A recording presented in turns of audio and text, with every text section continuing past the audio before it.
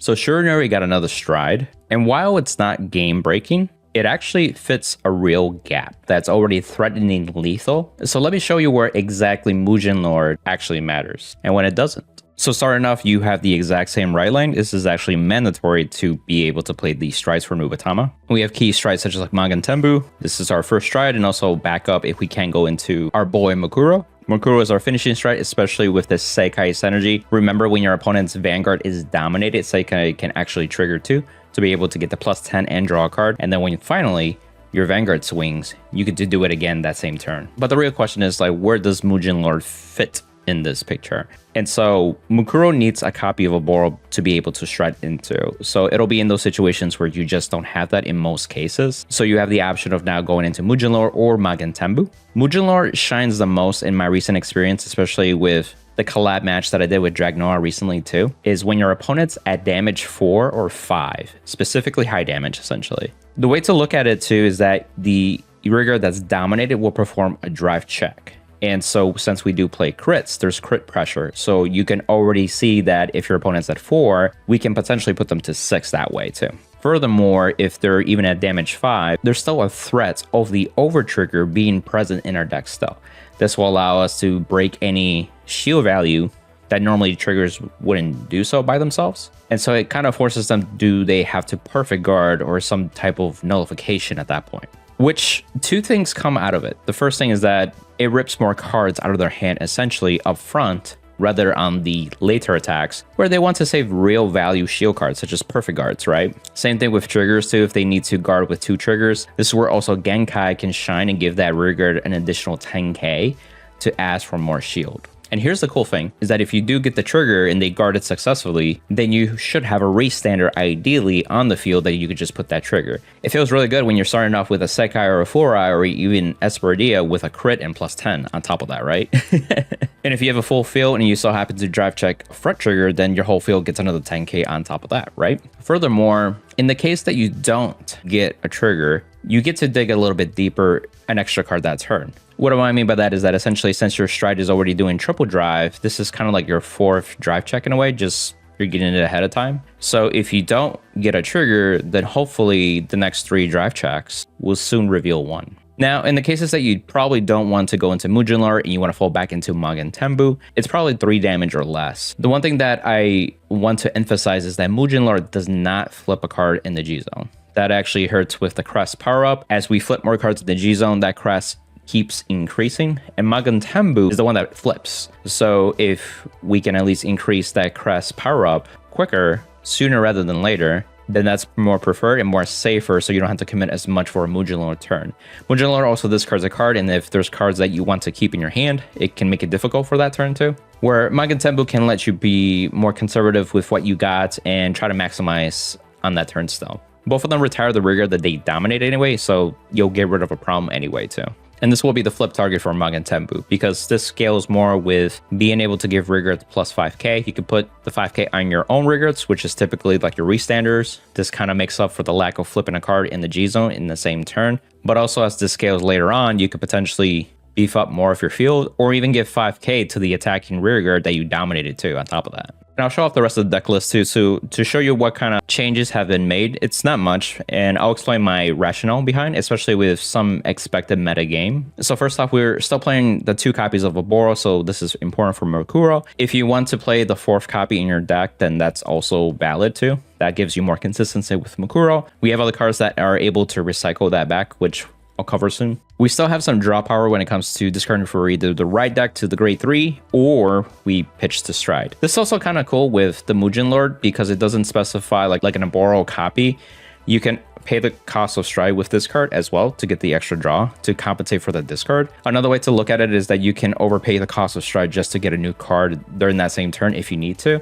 I've had games where essentially I can pitch 1 or 2 copies of these. I'll be able to draw new cards to work with that turn. From time to time, because we play the 1 Esperidia, it can become a 15k shield where Esperidia is our extra restander. In this current build, we're playing a total of 6 restanders too, and this is great. The generic still too. And if need to, you can pay the cost of stride with this too. With the revival based cards, I am playing 1 and 1 with the Forbidden Eye and the Shroud in Darkness. Forbidden Eye is able to get anything with stealth in the name, which is a lot of your core cards, but like your generics, like your Esperidia, are out of luck, and that's where Shroud in Darkness can shine to if need to. But Shroud in Darkness can revive 2 cards, especially since you're a Stride with grade 4. You can revive a Furai and a Seikai on the same turn too. If you decide to revive one thing, you can soul charge this card essentially, and that provides the soul that you do need to be able to restand that restander if need to be. Also, Forbidden Eye makes Magen Tembu free if you discard it for cost of Stride, and same thing with Mujinlord if needed. And again, we have a card that is able to recover that card back in the same turn if we do need it to actually use it. Alternatives that you can use too, if you can add more shield value, if you want to go more of the twin cast routes, you could also use Bracing Angel Ladder. I feel like that's a good argument, especially right now with Virgila running around, because Virgila binds cards, so that does hurt. It's just being a little strategic with early commitments, so that way your restanders are not bind forever. Everything else tends to retire stuff, so you'll just get it back with Shroud in Darkness or Forbidden Eye at that point too. So it's really what your meta call is, and if you're on a budget too. Totally understand. The 1-4i are amazing restandered. I will have much more joy when this goes to more copies. And meanwhile, his brother Seikai is doing a lot of the legwork now in today's meta, especially with the Makuro synergy, so still play 4. To have early draw power and even guarding efficiency, we're still playing the grade 2 cyclers. This helps dig deeper to your pieces. This is the ideal discard target as you right up to it. You don't want to discard other combo pieces, so this helps a lot. And in terms of the early game, we have the Soaring Suns, though. I play this card primarily because of the early game. The Shiranui deck has gotten weaker with the ban list too, and if it can't make it to the mid game, to the late game, then it really doesn't have a chance to win. So the early game is vital. It's also other decks in the meta game have a rougher early game too. Bazarga, Virgila, Heartlua to an extent. So like if you can still fight toe-to-toe with those decks, especially in the early game, it's impactful. Plus you want to deal more damage too. The closer they are to 3+ damage, the more easier and more impactful your first Stride turn will be, especially with Magen Tembu doing 6-7 attacks that turn. That is no joke when your opponent's already at 3 or 4 or even 5 damage by that time, right? This also soul charges, which is resourceful. So if you accidentally soul charge a restander, you can pop it out too. 9 times out of 10, you're gonna get a Shinri out, especially if you use it turn 1. This is a great card to re-abuse the Shinri, continually have the 28k column, which is really hard to guard with early on. And then later on, you can fix your restanders if need to be. And if you soul charge 1 and get it out, and if they attack it, then you have revival cards like the Orders to get those back too. So you really get to speed up on how you see those restanders real quickly too. Later on too, you can also just be able to give yourself soul so that you can do the skills that you need to, Makuro, the restanders, etc. And this is one of the most impactful things that I think with now Seraph getting support soon, it might see more gameplay, is having enough soul to be able to empty out your soul from the prisoning stuff to make it harder for them to prison more cards. And then once you get your restanders back on board, you need ways to give yourself soul so you can maximize on 1 to 2 restands still during that same turn as a follow-up. So this is why I still play the Soaring Suns. And use the code Jaime for a 50 card shop too if you're getting singles or even pre-ordering for set 12 and get your needs. And then also check out Dueling Guard's anime products when it comes to like the deck boxes, play mats, and binders too, to increase your anime swag too. And kind of seen as a 5th and a 6th copy of Soaring Sun is really the Tamahagane Metsu. So what's interesting, I've seen like Japanese meta decks play the other grade 2 dragon, and they're kind of similar, and obviously there's different pros and cons, depends on what you value. The other card is Counterblast, go into soul, draw a card essentially, or you bind it. More times than not, you'll soul charge it. This card does something similar where its place you can soul charge or bind the card, and it's totally up to you, especially if it's like in one of my games, I so happen to check OT. And I was like, I do not want to soul charge that. I actually want to bind that, and then I'll use the Counterblast to grab that back to get more value. And also gives you an incentive to give you an additional 5k if you do grab the card that's bounded, essentially. Other than that, you'll just draw randomly. And the difference also is that you may soul charge something else, but this stays on board as a 5k shield too. And it could be the rigor that you continually work with. You can also just keep using it the next turn to draw more cards too. So this is not a one and go. This can actually do something the next turn if you don't have another restander to take its place. Ideally, you want restanders during your stride turns, but there's going to be times where you just don't have that. And this guy can basically fill that void if you see him. If you want to go more budget, I think this is a fine option to increase the number of copies too. That's another alternative that you can do too. The other card that I've seen that I don't think English has gotten is the Dino Fest card. It's a great one. That'll give you some more value after it boosts. It's a decent card overall, but since we just don't have it in English, then I'm not going to consider it until we get some announcements. The last thing I'll say about Metsu too is that it is pretty synergetic with Mujinlord because it kind of gets you a card. It also soul charges to an extent. So it kind of works with it too, especially if you need a card later on. But other than that, it's still a great card that works in the early game too, if need to be. Then we have the Defensive Roar that's limited to 1, so more shield value, pretty important. And we can reuse cards if need to be. Remember, it's just Guardians without Sentinel, so you can get your OTs, your grade 2 Cyclers, combo pieces. You can intercept with existing restanders on your board and then just get them back that way. So a very good card and hence limited to 1. Small change I'm trying is the 4 PGs. I changed this a while back because I was playing more Defensive Roar, but I may introduce back the Sanctitude. But also, like, if you have 1 or less cards in your hand when you place this, then you don't have to discard. So that's another way to look at it too. But it's up to you if you want to do the 3-1 ratio with Sanctitude as well.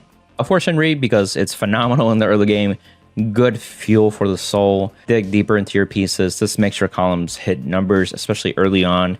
And later on, it's just like adds the spice, the immense power of the crest on top of that. Like, just great card. And it has stealth in the name. So you can revive it with even Forbidden Eye or worst case scenario, Shrouding Darkness too. The card that recovers our pieces is 3 copies of Wardorn, however you say it. So essentially when you discard any cards, you're able to Energy Blast and recover one of those cards. It just has to be during your turn. So this actually works even during the Mujinlord skill. So if you so happen to discard a card that you do want, you can get it back so you can still use it. Also, this is a card you can discard as you ride up.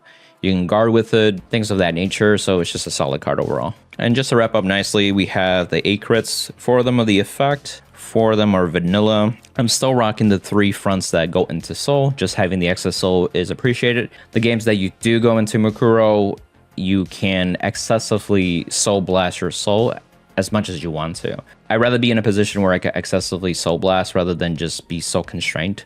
And again, if you did go into the Seraph matchup, this is a way for you to guard and be able to get some soul leading up into your turn as well. Still rocking with the purple ulti, it's just recovering pieces and also just healing back. That's actually really useful in this deck. If we ever have the restriction lifted from the Dragnoa ulti, I'll put that bad boy back in. And then it's up to you with the heal triggers. I'm rocking the 15, but I have been contemplating going back to the restanding ones for this one. Everything in this meta are just restand. So it's just totally up to you at that preference, especially how when the new cards come out by the set, maybe the metagame will change by then too as well. So yeah. So overall, I'm appreciative just in general that Shiranui got support. You know, it could have been a forgotten, long and forgotten deck. Still waiting for Flagberg retrain just to spice that up, right? But Shiranui, again, has a special place in my heart, so I tend to keep up with it still. So I always appreciate the little things like this. Let me know in the comments below if you suggest other cards too, or maybe some considerations too. This is more of an evolving list too, so I'm sure as we get closer to set 12 with everything more revealed and also more the metagame fleshed out by that point too, this deck can have some small tweaks. So that way this deck can be in the best position that it can be to compete in the BCS season as well. And again, if you're interested in more Vanguard content, check out this playlist over here or this next video too. Till next time, bye!